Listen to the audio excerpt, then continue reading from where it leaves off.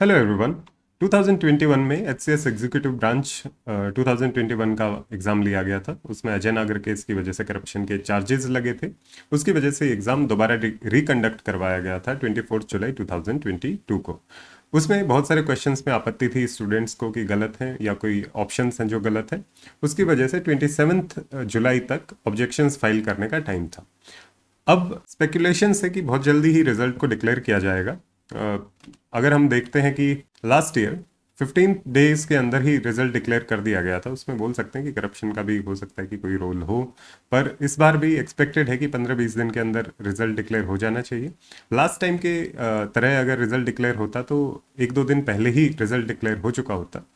तो एचपीएससी ने बोला है कि नेक्स्ट वीक तक रिजल्ट डिक्लेयर कर दिया जाएगा। ये न्यूज़ रिपोर्ट भी है जिसमें एचसीएस प्री और डेंटल सर्जन की भर्ती के परिणाम के बारे में है। इस न्यूज़ रिपोर्ट में है कि हरियाणा लोक सेवा आयोग ने Haryana civil services HCS judicial branch का लिखित का परीक्षा परिणाम तो जारी कर दिया है। इसके साथ ही जल्द आयोग एचसीएस प्री की कार्यकारी शाखा मतलब एग्जीक्यूटिव ब्रांच और डेंटल सर्जन की लिखित परीक्षा का परिणाम जल्द जारी करेगा। इसके लिए आयोग ने सभी प्रकार की तैयारियां पूरी कर ली हैं। संभावना जताई जा रही है कि आगामी सप्ताह में इसका परिणाम जारी किया जा सकेगा। तो मोस्ट प्रोबेबली जो आने वाला वीक है उसमें कभी भी जो रिजल्ट है उसको डिक्लेयर किया जा सकता है। स्पेकुलेशंस क्या है इस एग्जाम के बारे में? पहला स्पेकुलेशन रिजल्ट के बारे में ये है कि हो सकता है कि जिन्होंने जो फिफ्थ बबल इंट्रोड्यूस किया गया था इस बार की परीक्षा में, कि अगर आप कोई ऑप्शन फिल नहीं कर रहे हैं ए बी सी डी तो आपको फिफ्थ बबल फिल करना था ताकि कोई ब्लैंक ऑप्शंस ना चले जाएं जहां जिनके साथ बाद में छेड़छाड़ की जा सकती हो। तो एक स्पेकुलेशन तो ये है कि जो जिन्होंने फिफ्थ बबल या जो हैश वाला ऑप्शन है वो नहीं भरा है उनका कैंडिडेचर रिजेक्ट हो सकता है, जो हमारा ओपिनियन भी था जो लास्ट वीडियो थी उसमें आप चेकआउट कर सकते हैं। दूसरा व्यू पॉइंट ये है कि हो सकता है कि जो फिफ्थ ऑप्शन है जिन्होंने फिल नहीं किया हो, जिन्होंने ब्लैंक बबल छोड़ दिया हो, उनको नेगेटिव मार्किंग मिले उतने ही बबल्स की जितने ब्लैंक छोड़े गए हैं। तो ये दूसरा पॉइंट ऑफ व्यू है जो कुछ स्टूडेंट्स स्पेकुलेट कर रहे हैं। एक तीसरा पॉइंट ऑफ व्यू भी है कि हो सकता है अप टू 10 बबल्स तक अगर आपने बबल्स नहीं भरे हैं तो नेगेटिव मार्किंग में जाएंगे, और 10 से ज़्यादा अगर आपने बबल छोड़े हैं तो आपका कैंडिडेचर रिजेक्ट हो सकता है। ये बहुत पॉपुलर ओपिनियन है पर मेरे ख्याल से ये पॉसिबल है नहीं, क्योंकि अगर किसी ने 11 बबल छोड़े हैं तो वो कोर्ट में केस कर देगा कि भाई इसका कोई बेसिस नहीं है कि आप 10 बबल छोड़े हैं। तो ये तो एचपीएससी ने पहले नहीं बताया कि 10 बबल छोड़ने पे कैंडिडेचर रिजेक्ट है और 9 बबल छोड़ने पे आपको नेगेटिव मार्किंग होगी। तो ये हो सकता है कि ये वाला जो क्लेम है वो सस्टेन ना करे। पर ये 3 व्यू पॉइंट हैं कि कंप्लीट कैंडिडेचर रिजेक्ट हो सकता है, नेगेटिव मार्किंग हो सकती है, या कुछ बबल्स तक उसको नेगेटिव मार्किंग मान सकते हैं और उनके बाद उनको कैंडिडेचर रिजेक्ट मान सकते हैं कि 10 से ज़्यादा हो। तो ये 3-4 स्पेकुलेशंस हैं जो हमारा ग्रुप है HCS prelims and mains by S Siwach, उसमें बहुत सारे स्टूडेंट्स ने लिखा हुआ है।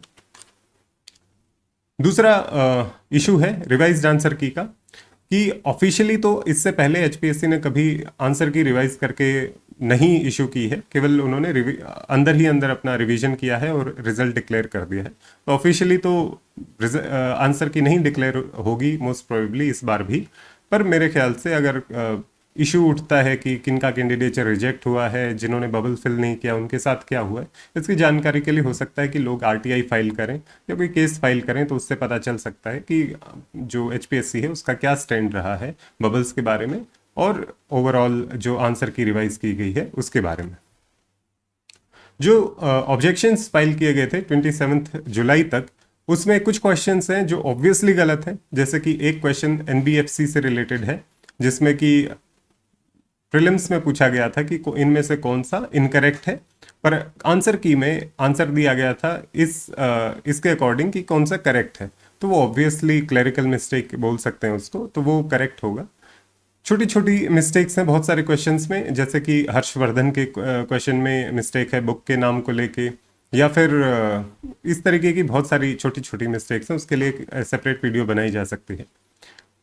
तो 27 जुलाई तक एस्पायरेंट्स ने अपनी ऑब्जेक्शंस फाइल किए हैं पोर्टल पे, और मोस्ट लाइकली 1 या 2 क्वेश्चन ही रिवाइज होंगे। हमेशा ऐसा ही होता है एचपीएससी और बाकी अगर पब्लिक सर्विस कमीशन भी देखें तो बहुत सारे आंसर्स तो रिवाइज नहीं करती है, पर यूपीपीसीएस में कई बार 10-10, 15-15 क्वेश्चंस भी रिवाइज हुए हैं।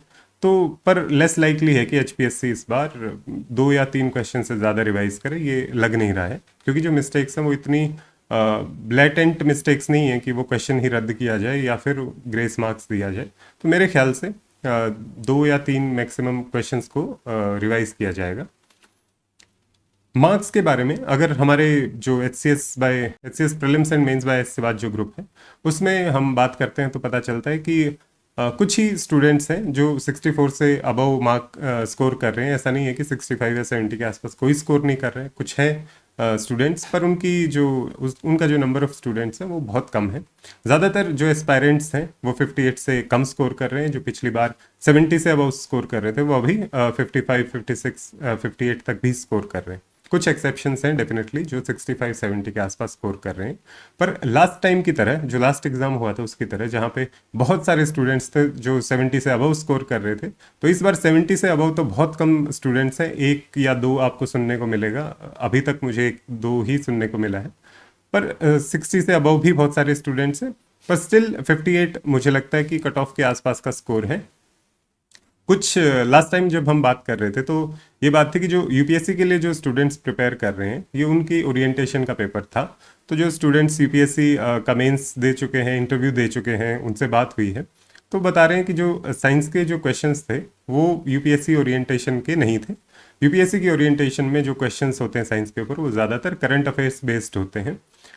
पर ये जो क्वेश्चंस पूछे गए थे ये करंट अफेयर्स बेस्ड की बजाय ज़्यादा फंडामेंटल या ज़्यादा एनसीईआरटी बेस्ड या फिर जो बाकी स्टेट पीसीएस में पूछे जाते हैं उनके बेस्ड था, जो यूपीएससी स्टूडेंट्स कई बार कवर नहीं करते उन क्वेश्चंस को। तो ये भी हो सकता है कि जो हमारा पॉइंट ऑफ व्यू है कि जो यूपीएससी के लिए प्रिपेयर कर रहे हैं उनको एडवांटेज थी, तो क्योंकि साइंस एंड टेक के क्वेश्चंस बहुत ज़्यादा थे तो हो सकता है कि उनको भी इतनी ज़्यादा एडवांटेज ना हो, पर एक्सेप्शंस हर जगह होते हैं। उसके बाद अगर कट ऑफ देखते हैं तो कट ऑफ ये तो पक्का है कि 62 से अबव जाना तो बहुत लेस लाइकली है। उससे अबव जाती है तो मतलब आई डोंट थिंक इससे ऊपर जाएगी। 52 से नीचे जाना भी लेस लाइकली है, क्योंकि 52 भी अच्छे खासे स्टूडेंट्स हैं जो 52 से ऊपर स्कोर कर रहे हैं। एग्ज़ाम कितना भी डिफिकल्ट हो, पर जो कट ऑफ है वो डिपेंड करती है कि स्कोर कितना किया है स्टूडेंट्स ने। तो 52 से ऊपर बहुत सारे स्टूडेंट्स हैं और 62 से ऊपर बहुत कम स्टूडेंट्स हैं जिन्होंने स्कोर किया है। तो 62 और 52 के बीच में अगर हम देखें कि ये एक्सट्रीम्स हैं जहाँ तक कट ऑफ जा सकती है, तो ऑन एन एवरेज हम मान सकते हैं 57, 58। तो जो मेरा प्रेडिक्शन है 58 के आसपास की कट ऑफ का, 58 को बॉर्डर लाइन मान सकते हैं, ±2 मार्क्स हो सकते हैं। 60 भी जा सकता है, 56, 55 भी जा सकता है। एग्जैक्ट कट ऑफ का केवल एक इंसान को पता है। जो हमारे ग्रुप में जो बातचीत हुई उसमें उसने बताया था कि ये जो एक इंसान है जिसको कट ऑफ बहुत क्लियरली पता है, वो एचपीएससी के चेयरमैन हैं, जो उनके ऑफिस में काम करता है, उनके बहुत क्लोज है। वो हेड स्वीपर है वहाँ पे, और उनको पता है कि कट ऑफ क्या है और रिजल्ट कब डिक्लेयर किया जाएगा। तो इस तरीके की स्पेकुलेशंस भी आती हैं ग्रुप में। So you can join the group HCS prelims and mains by S Siwach. आप सब्सक्राइब भी कर सकते हैं अगर आपको इस तरीके की वीडियोस अगर पसंद आती हैं। हमारा जो इनिशिएटिव है फिलहाल वो HCS मेंस में जो कंपलसरी पेपर होता है हिंदी का, उसके टॉपिक्स को हम कवर कर रहे हैं। वो ऑलमोस्ट 75% कंप्लीट हो चुका है। उसके बाद जनरल स्टडीज के topics most probably general science से हम शुरू करेंगे और पॉलिटी से शुरू कर सकते हैं, तो वो वीडियोस भी शुरू होंगी। तो you can check out the channel की किस तरीके की वीडियोस है। अगर आपको पसंद आता है तो आप सब्सक्राइब कर सकते हैं।